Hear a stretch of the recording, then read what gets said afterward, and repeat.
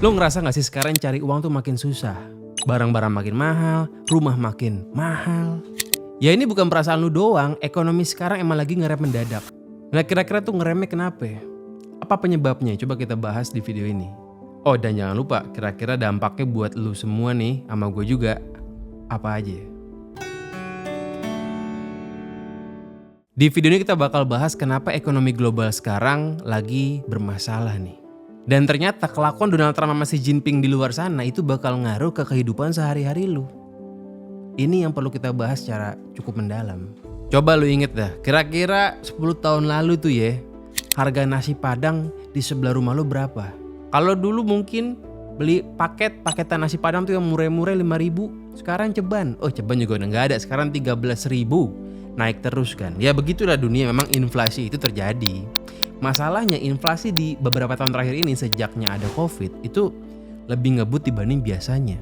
Nah gaji lo gimana? Gaji lo naik gak? Gaji lo naik juga, UMR naik juga, cuman seperti biasa naiknya gaji lo tidak akan bisa mengalahkan kecepatan naiknya nasi padang. Tadi kan gue bilang ini terjadi akselerasinya sejak pandemi. Yes, karena pandemi ini emang sumber masalah. Di zaman pandemi kemarin banyak banget negara yang cetak uang gila-gilaan, terutama Amerika. Ya Amerika emang kerjanya cetak uang sembarangan, suka-suka dia. Zaman dulu mah Amerika cetak duitnya pakai underlying, sekarang mah udah kagak. Sekarang uang ini kan cuman kepercayaan aja. Ya ada cetak duit Paman Sam, ada gambar George Washingtonnya. Ya pokoknya harganya segitu, kita kan percaya aja. Supply uang dolar di zaman pandemi kemarin itu dalam 2 tahun aja bahkan jauh lebih banyak dibanding belasan puluhan tahun sebelumnya. Supply dia nyetak duitnya ya dia bisa pakai alasan karena masalah kita kan lagi butuh, ini kan lagi pandemi, kita butuh ngasih insentif ke masyarakat supaya daya beli bisa bangkit lagi. Ya begitulah, banyak alasannya. Makanya jangan heran setelah pandemi kemarin selesai, bunga ditinggiin, suku bunga di mana-mana. Mau di The Fed, mau di BI, semua dinaikin suku bunganya. Jadi kalau lu minjem duit, ya jadi mahal bunganya sengaja. Supaya apa? Supaya orang akhirnya mau nabung. Nabung supaya mengurangi peredaran uang di masyarakat, supaya inflasi turun. Masalahnya meskipun inflasinya turun, harga barang itu yang udah naik nih ya, nggak bakalan turun. Ya karena di mana lu pernah ngelihat ada harga barang udah naik terus turun? Nggak ada. Harga angkot juga kalau bensin naik, dia naik, begitu bensin turun ya nggak turun lah. Jadi sekarang dampaknya ke kehidupan sehari-hari adalah saat kemarin zaman setelah pandemi itu inflasi tinggi-tingginya dan sekarang suku bunga dinaikin yang membuat peredaran uang di masyarakat jadi berkurang. Peredaran uang itu berkurang artinya daya beli menurun. Kita kan jadi bingung. Inflasinya naik, yes harga jadi mahal. Inflasi sendiri itu udah menghantam daya beli. Tapi karena uangnya dikurangin di peredaran, akhirnya daya beli makin turun. Jadi ya perusahaan jualan makin susah. Kalau perusahaan jualan makin susah, ujung-ujungnya ya ada PHK. Siapa tahu kita bisa kena PHK. Atau udah di PHK. Ya nggak heran karena rantai ekonominya melambat. Yang kena masalah sebenarnya nggak cuma kita doang. Negara kita juga kena masalah. Lu tahu nggak kira-kira berapa bunga utang yang mesti kita bayarkan nih di tahun 2025? Bunga utangnya doang nih 552 triliun tuh bunganya doang. Kalau pokoknya 800 triliun, lu bayangin. Gimana ini Prabowo mau bikin makan bergizi gratis kalau bayar bunganya aja 500 triliun. Pantesan kemarin banyak efisiensi di kementerian. Ya akhirnya banyak orang yang di PHK. Tahu gue banyak di kementerian itu yang kena itu honorer. Pegawai honorer ini kena efisiensi, yang ujung-ujungnya mereka kena PHK, nggak ada kerjaan. Ujung-ujungnya ya perusahaan jualan makin nggak laku. Ya ujung-ujungnya lu yang kerja di perusahaan swasta kena PHK juga. Ya ini kan kayak lingkaran setan. Bisnis gak berkembang artinya gak ada lowongan kerja baru. Kalau lowongan kerja baru gak ada, artinya gak ada orang yang dapat gaji tambahan gitu kan. Artinya daya beli gak menaik-menaik. Daya beli gak naik-naik, ujung-ujungnya perusahaan barang-barangnya makin gak laku. Ujung-ujungnya ya lowongan kerja makin gak ada. Malah PHK makin tinggi. Jadi kan yang mana yang mesti dibenerin duluan? Ya kayak lingkaran setan. Dan nyambung tadi ke beban negara kita ini buat bayar bunga utang. Bahkan bunga utangnya doang tuh juga gede banget ya. Ya gimana mereka mau bisa bangun infrastruktur di negara kita nih sekarang misalnya. Ya kecuali bangunnya pakai duit utangan Cina kali ya. Kalau bangunnya nggak pakai utang bagaimana? Ya nggak punya duit lah. Karena bayar bunga utangnya aja emang gila-gilaan. Ya kalau infrastrukturnya nggak ada, Ya gimana nanti rantai ekonominya bisa makin efisien, nggak bisa juga, harga tetap mahal. Jadi ini masalah yang kalau kita bilang dari mana mau dimulainya, kita bingung juga. Ditambah lagi nih, karena kementerian diefisiensikan, nggak cuma pegawainya doang yang di PHK. Orang-orang swasta yang biasa dapat tender proyek juga pada ketar-ketir. Kira-kira tahun ini bakal dapat tender proyek lagi apa enggak nih? Karena proyeknya siapa tahu udah nggak ada lagi, karena kan kementerian nggak punya duit. Ya kalau begitu artinya perusahaan-perusahaan yang biasa main proyek pemerintah ini ya bisa nge-PHK karyawannya juga, karena kan pemasukannya berkurang. Dan kita masih penasaran kira-kira kita mampu nggak nih bayar bunga utang beberapa tahun ke depan? Jangan sampai bangkrut gitu kan. Karena kalau ngomongin negara bangkrut udah ada, pernah contohnya udah ada, Sri Lanka. Sri Lanka itu udah pernah bangkrut tahun 2020 tuh, zamannya nama presiden itu siapa ya? Raja Gopal apa Raja Paksa, gue lupa lah.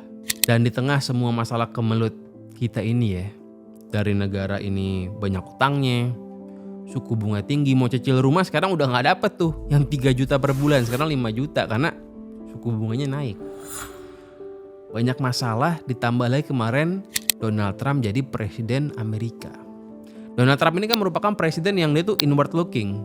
Dia itu kebijakannya kebanyakan ya garis besarnya benang merahnya proteksionisme. Dia pengen Amerika ini pokoknya ya dia mikirin Amerika aja. Artinya ada barang dari luar mau masuk Amerika pasti akan kena tarif tinggi, terutama barang-barang Cina, karena Donald Trump ini sangat sensi kepada Xi Jinping kan begitu. Ya nggak cuma Xi Jinping dong yang kena imbasnya, ya kita juga karena Donald Trump memberlakukan tarif. Artinya barang-barang Indo yang diekspor pun ke Amerika akan kena tarif yang lebih tinggi juga. Kalau nggak salah negara kita ini ekspor paling banyaknya itu kalau nggak salah ke Amerika ya. Coba tongolin di video tuh. Ya minimal top 3 lah. Artinya kan ini akan berdampak juga. Semakin turun ekspor kita artinya rupiah bakalan makin turun juga tuh. Yang ujung-ujungnya kalau lu mau ngerakit PC ya makin mahal.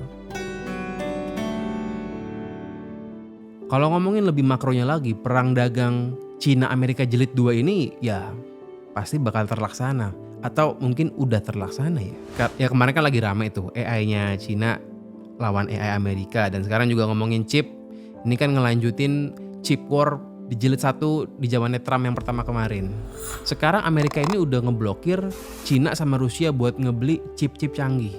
Ya chip canggih ini kan kebanyakan dibuatnya di Taiwan. Taiwan ini kan sekutu konco kentalnya Amerika. Jadi kalau Amerika mau ngelarang Taiwan jual kemana juga ya dia bisa-bisa aja. Karena Taiwan kan butuh Amerika. Nah lo bayangin, ada perusahaan namanya Nvidia tuh, tempat kita biasa beli VGA. Dia tuh udah nyiptain chip yang super canggih, super mahal, yang emang ditujukan, didesain awalnya itu emang buat pasar Cina. Namanya itu GeForce RTX 4090D. Ini chip canggih nih, kita nggak bisa beli, kemahalan. Intinya ini chip super canggih, super mahal, dan emang didesainnya buat pasar Cina. Masalahnya sekarang orang Cina nggak bisa beli chip ini. Kenapa? Ya karena Amerika ngelarang dijual di Cina. Akhirnya siapa yang rugi? Akhirnya yang paling rugi ya Nvidia sendiri, perusahaan Amerika sendiri kan.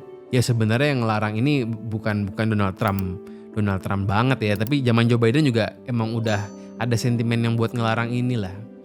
Jadi ya sebenarnya kalau kita ngomongin Amerika ini mau Joe Biden, mau Donald Trump ya semua mirip-mirip, cuman Donald Trump ini lebih agresif aja lah. Ya kalau zaman Joe Biden aja ada sanksi yang ngebuat perdagangan internasional jadi makin susah, apalagi zaman Donald Trump nanti kan. Ya artinya dunia ke depan ini ya menuju 2030, dunia bakal makin eksklusif. Amerika yang ngurusin diri sendiri. Ya Rusia pun sejak kemarin perang Rusia Ukraine ya, karena dia nggak bisa jual tank-tanknya lagi ke Eropa ya, akhirnya ya dia eksklusif juga kan. Sekarang di Rusia udah nggak ada McD. Adanya apa tuh namanya gue lupa. Adalah penggantinya McD. Eropa juga sekarang kelimpungan sendiri. Mau beli gas murah udah nggak ada. Mau beli tank juga bingung kemana. Jadi sebenarnya fenomena eksklusivitas ini merugikan semua orang. Ngerugiin orang Amerika, ngerugiin orang Eropa, ngerugiin Rusia. Jadi gila aja gitu. Bayangin, kita di Indonesia masih untung nih bisa ya, beli mobil-mobil listrik murah lah. Lah di Amerika nggak bisa, mesti beli Tesla doang. Mahal lagi. Yang paling rugi siapa? Ya orang Amerikanya lah. Ya Tesla juga ujung-ujungnya bakal rugi. Dia bakal kena tarif juga kalau dia mau masuk ke Cina kan gitu. Sama-sama rugi. Jadi aneh kenapa kebijakan yang membuat orang semuanya sama-sama rugi malah populer gitu. Nah tapi sebenarnya di balik semua kelimpungan dunia saat ini ya, ada peluang buat kita orang-orang Indonesia. Ya mungkin peluang buat banyak negara-negara berkembang lah. Jadi sekarang ini populasi dunia sedang menua nih. Menua drastis apalagi di Jepang tuh. Di Jepang, di Eropa, jumlah orang tua lebih banyak dibanding jumlah anak muda. Artinya yang pensiun itu lebih banyak dibanding yang kerja. Ini kan beban banget.